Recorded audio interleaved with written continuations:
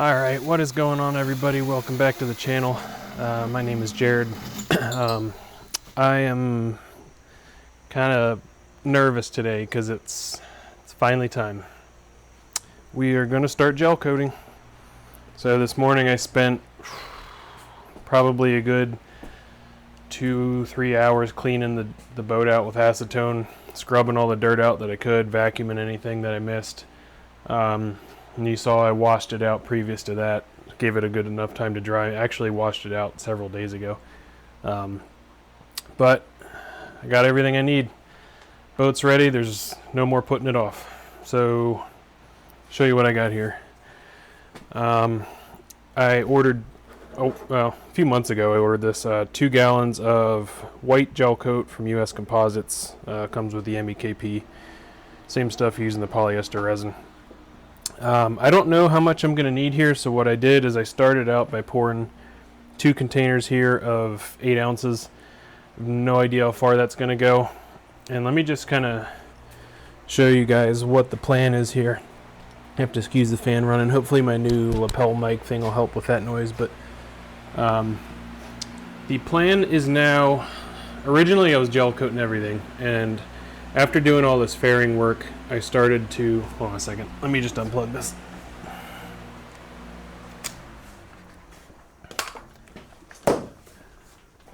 Okay. The plan was to gel coat everything, deck, seat boxes, engine compartment, literally everything on the inside, not touching the outside really. But after I started researching a little bit, I found that gel coat is not going to lay out good at all. It's basically going to leave the texture of the roller, and it just doesn't level. The best you can do really is spraying, and even then sprayed gel coat is going to have a lot of orange peel to it. You basically have to come back and sand it, which I do not want to do. So I've kind of bit the bullet, and what I decided to do is buy polyurethane topside paint for all the areas that I spent all this time fairing and smoothing. So all the areas that are going to be non-skid and anywhere exposed on the deck and the seat boxes is going to be the polyurethane topside paint. I went with Interlux Brightside. It's a 1-part polyurethane, so it's kind of middle of the road in terms of price and performance and durability. 2-part polyurethane is going to give you the highest gloss, highest durability, hardness, stuff like that, and that's going to be like your All Grips and Interlux Perfection, and I think like Alexial, and I'm sure there's plenty others out there, but it's very expensive. So I decided to go with the 1-part polyurethane. It's a step up from like the Rust-Oleum marine topside paint and some of that kind of stuff, which is kind of the bottom of the barrel, which is, I believe it's a alkyd enamel, like oil base basically, so it's not really as durable. I actually bought some of that I was going to coat the bilge with, and I still may, depending on if I have enough Brightside paint or not, but so that's where I'm at. So that basically is going to translate to the engine compartment, the bilge, inside any of the seat boxes, and the sides of the holes, which never had gel coat originally, and it's going to get covered with fabric, but I'm going to go up at least maybe half of that height there with gel coat, just to give it a little bit more kind of water and UV resistance, even though I'm going to cover it with fabric. If I ever decide down the road that I don't want that fabric there, at least the gel coat's already there. So yeah, like I said this morning, came through here and wiped all this out with acetone. I know it looks nasty, but it's just kind of the old fiberglass underneath that is kind of showing through. So I cleaned it up as best as I could till the rags were coming out clean, or cleanish. I mean, you could spend days just cleaning stuff. So I think I got everything to as good as I'm going to get it, and I'm doing it again. I'm just delaying, really. I just need to get to it. So I got the gel coat poured out in 2 containers. See how far these 2 8-ounce containers go. I doubt it's going to do all this in one coat, but we'll see. So I'm doing the insides of the 3 seat boxes up there, each side, and then in this anchor compartment. inside this seat box, the back of this one, and basically this whole engine compartment and whatever on the transom I didn't do earlier. So here we go.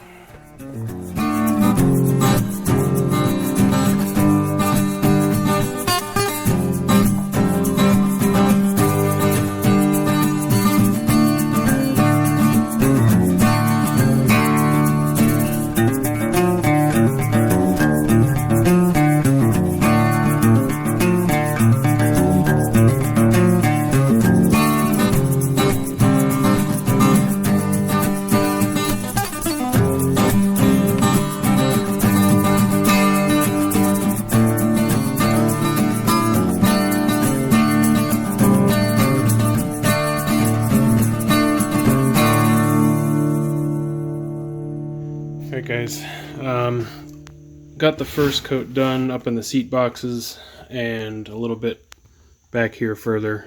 Actually I had to run out and get more chip brushes. You just freaking fly through these things when you're gel coating because you just kind of get one container full of gel coat, use the brush, and then it's kind of shot after that. So I should have known that going in, but ran out, got more, and I got some of these disposable paint trays.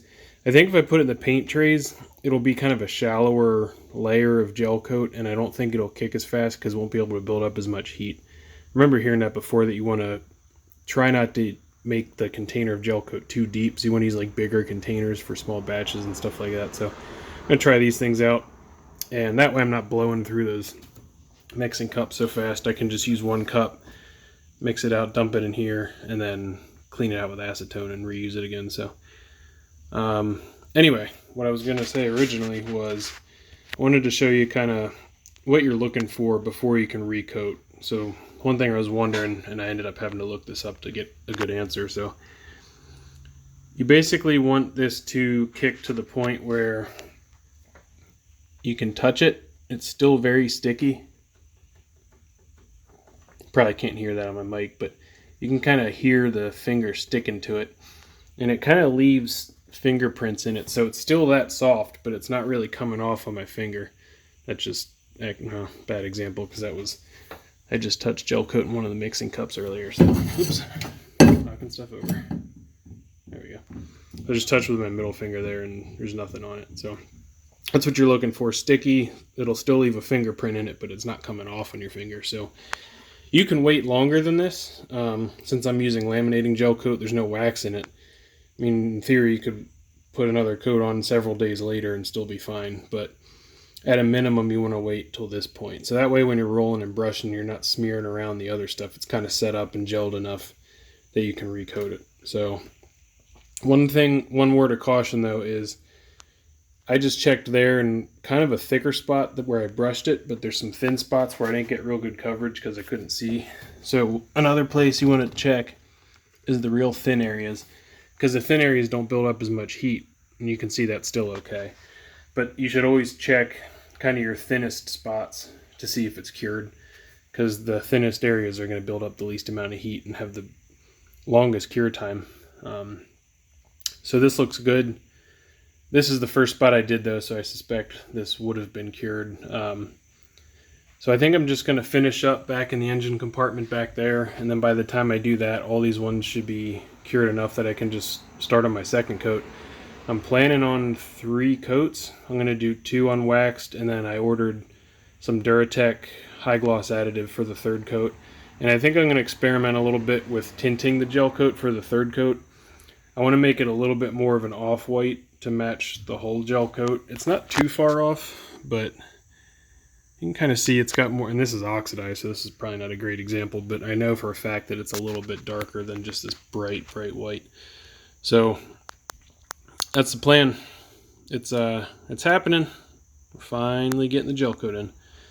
And then once that's done, then we'll focus on the paint on the deck, which is going to be kind of a whole nother project and a whole nother video.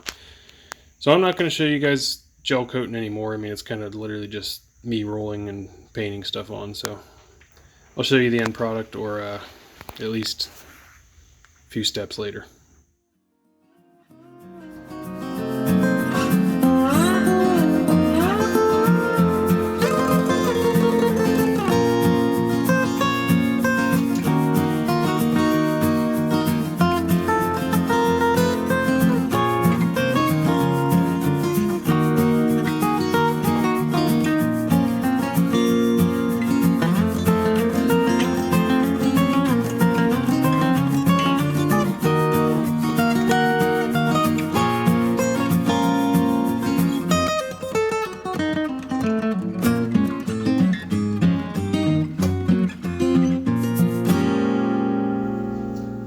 guys, so for those of you in the last clip that were wondering why in the world I would empty my gallon of gel coat from one can into another, seems like there's no reason to ever do that, but I'm going to make an attempt to tint this gel coat slightly, very slightly.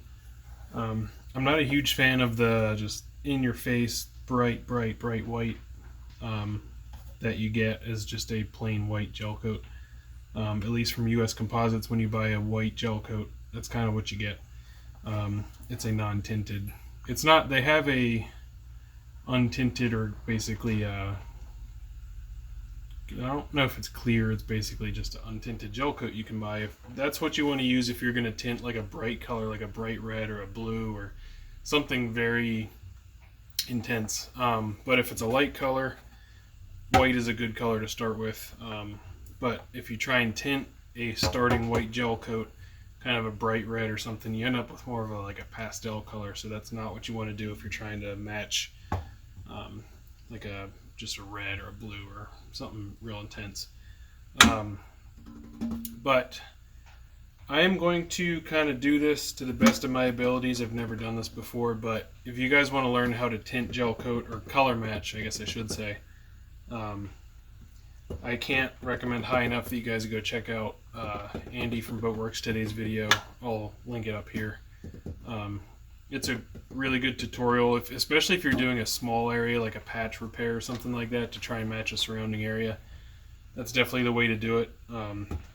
Since I'm tinting so much here, I'm not going to do his technique where he basically just dips like these tongue depressors in the pigment and just kind of slowly mixes in a little bit at a time, but he's mixing in a much smaller, like 4-ounce container or something like that, so that would take forever with this. So I'm basically just going to take dollops of it, drop it in, and then use this paddle mixer or my drill to incorporate it faster, because otherwise I'd be here for days stirring, and then going over to test, come back, add a little more, stir it, go over to test. So that's why I put it in here. So that's going to be the next step, and then I'm going to finally get the third coat down on the boat. And one other thing worth mentioning, I don't remember if I did yet or not, but I did order from US Composites some of this Duratec high gloss additive for the gel coat. It helps give a air inhibited cure, so it lets the gel, it's basically like adding wax to your gel coat, but it also gives you a harder, higher gloss finish. I actually just got off the phone with a technical support person from Duratec, or Hawkeye Industries, who makes the Duratec. And because I got a lot of conflicting info around the internet on a couple things, whether or not you use surfacing wax with it. Now, if you're mixing it 50-50 with the gel coat, you don't need it at all. But they do recommend using wax in a 25-75 mixture, or something closer to that ratio, where it's more gel coat than the Duratec, because that'll give you a more thorough cure. The downside of using the wax is it does actually take away some of that gloss. So the only time they recommend not using the wax is if you're doing it on an exterior hull surface where you're after that really bright polish or buff. So since what I'm doing here is in an engine compartment and basically under seats, I don't really care about that. So I'm more after a durability thing. So I'm going to add wax. And the other thing I had a hard time getting an answer on is the percent of catalyst to use to make up this final batch. Everything I've found said mix at 2%, but what I could not find an answer on is that 2% of your gel coat or 2% of the total volume once it's mixed. And after talking to the Duratec technical support person, she said 2% of the total volume. And she said they actually get that question a lot, and she's been actually trying to get them to update their technical document to specify that, because it's kind of confusing. So that is the plan. Let me get to mixing here and color matching. I'm not really going to show it that much, maybe just a couple of fast clips, maybe show you what I kind of end up with my final color. But other than that, I'm going to get mixing this stuff here and hopefully get this last coat of gel down, and then it's on to paint. I'll probably make that a separate video. So let's get this done.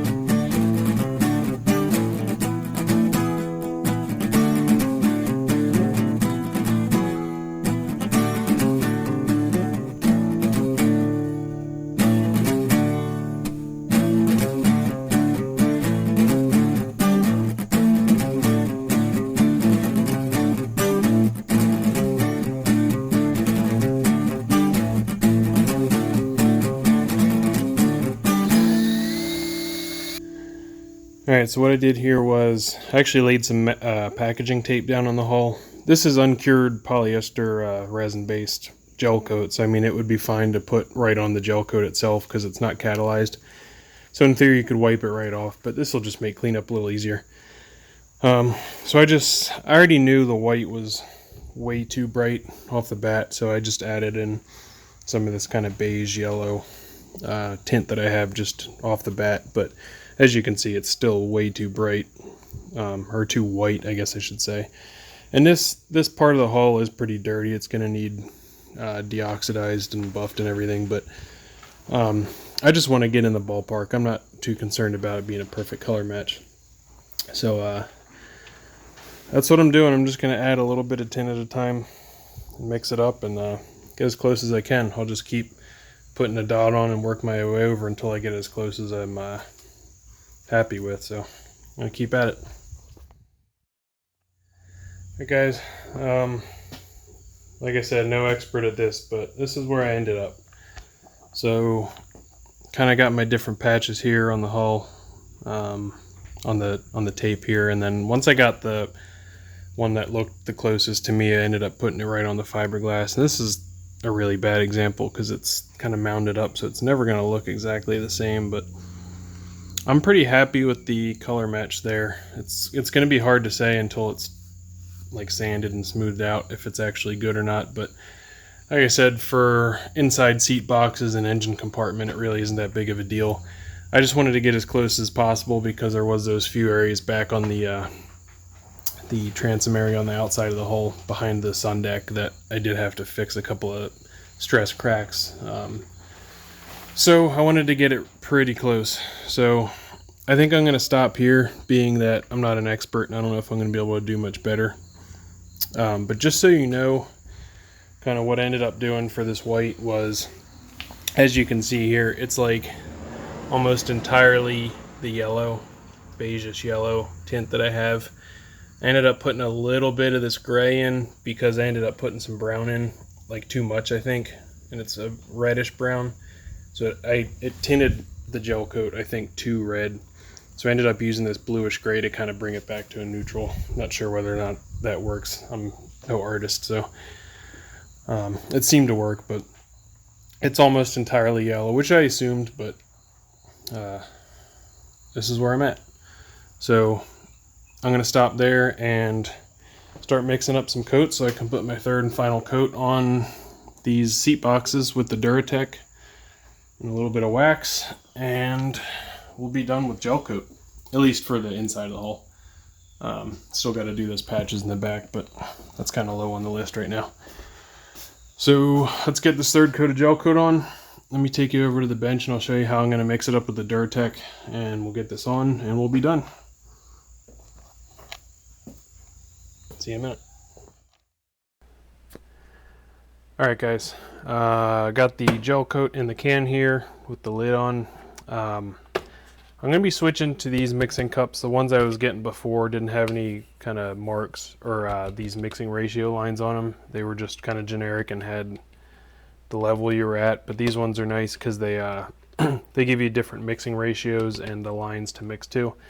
So the reason that's now important is because for this third coat, I am going to be using this Duratec high gloss additive.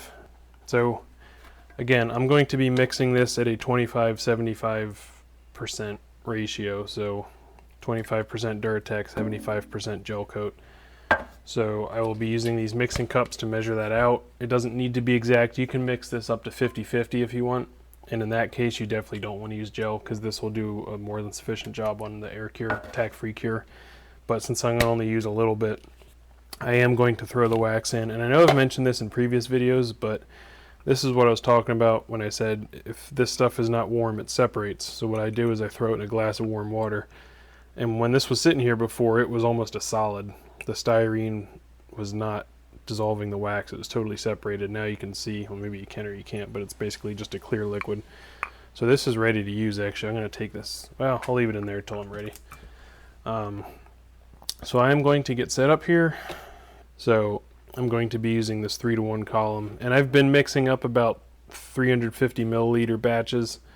So this is going to end up being just a little bit under that. I don't want to go over in case it kicks off, and this stuff ain't cheap. So let's get this poured out, gel coat in here, add the Duratec, mix it up. Oh, one other thing I wanted to clarify. The MEKP. Now this came with the Duratec when I bought it, so I don't know if it's a different type of MEKP from what they typically give you. It's got a green label. Normally they're white, so it says MEKP on it though, so I'm going to use it because it came with it. So at least at a minimum, it's the newest MEKP I have. Not that it really goes bad that quickly, but just in case it's something different, I'm going to use it with this Duratec. So, all right, let's get started. I just got to figure out how I'm going to pour this out of here because I don't want to make a huge mess. So, all right, here we go.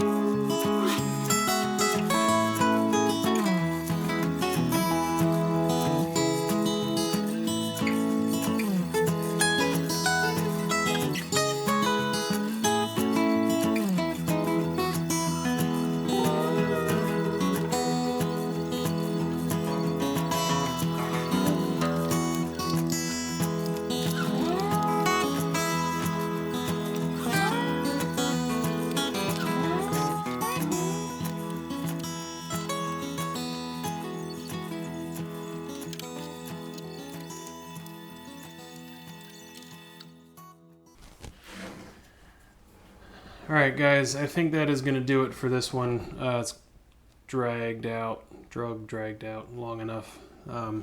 The gel coat is finally done. It feels, well, done. There's a couple little spots. One, I didn't realize that I missed, and two, I'm going to go in, and I didn't know what I was going to do here, so this didn't cross my mind until I was already done, but the area around the gimbal plate, had the gel coat done from before I put it on, and it was just the pure white. So I may mix up a little bit more and come in and just brush it on around the perimeter with some painter's tape to kind of mask it off as best I can, just to get the rest of the color match the rest of the way around the gimbal plate. And also back here next to the engine mount, I missed a spot. So it happens, not the end of the world. So I got to fix up those areas, but for all intents and purposes, gel coat is done, which is awesome. So next is going to be cleaning up the rest of the deck here from walking around and getting down the primer and polyurethane paint. So I'm going to go around with like a fine-tooth comb here on the areas that you're going to see that I spent all the time fairing, and just make sure there's no real obvious spots that I missed. I know there's a couple things here and there that I need to touch up, but that, and there's a couple of spots where some gel coat, excuse me, puberty, gel coat actually spattered, and I need to sand those bumps off. So main thing is just clean this up. You can see I got a lot of dirty footprints on this from walking around. So got to get it cleaned up, touch up any major things that I missed, and then it's going to be time to lay down the primer and paint. So I don't think I videoed this, but I made a test panel, and I think I'm going to put down my first coat of primer on that before I do anything in the boat, just to see how it lays out and to see if I'm going to need more than one coat. If I'm going to need more than one, I'm not sure if I'm going to have enough. I should, but just in case, I want to test it out and see how it looks. That, and if I put down a coat of primer and I find out there's a spot that like looks horrible, that, because you know how it goes when you paint things, sometimes you don't see it until the paint's actually there.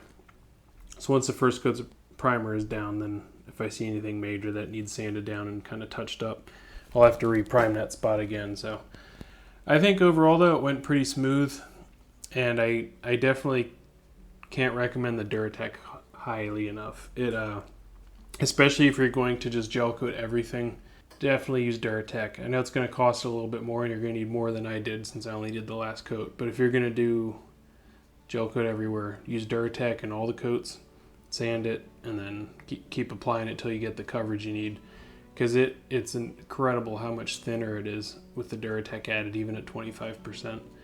It was like rolling water on versus, I mean, gel coat is like sludge.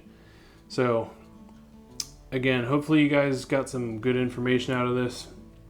I think it turned out really good, and I'm very, very happy with it. I can't wait to get the paint down and then start putting like the fabric on the sides, and then I can start getting seats ready and put the motor in, and there's a whole lot of stuff left to do, but it's going to feel really good once everything inside gets painted and done. So I'm happy. So that's going to do it for this one. I will see you in the next video, which is going to be all about applying the Interlux Bright Side paint and primer. Show you that process, and we're getting there. So thanks for checking this one out, guys. I'm sorry it takes so long in between videos. I wish I could put them out more often, but this is just slow for me, and wife, 2 kids, a whole house, yard work. You guys know how it goes. Just free time is a hard thing to find. So I'll try and keep them as regular as I can, but at this point it looks like it's going to be every few weeks, if not a month or so. All right. Thanks for stopping by, checking this one out, guys. I'll see you on the next one. Don't forget to like, subscribe, share if you want to, if you know anybody that might find this useful. And if you subscribe, don't forget to hit that little notification bell next to the subscribe button, especially since I don't put these out that often. That lets you know when I do release a new video. So since it's not a regular thing, that'll at least let you know when a new one's out. So, all right, we'll see you on the next one. Bye.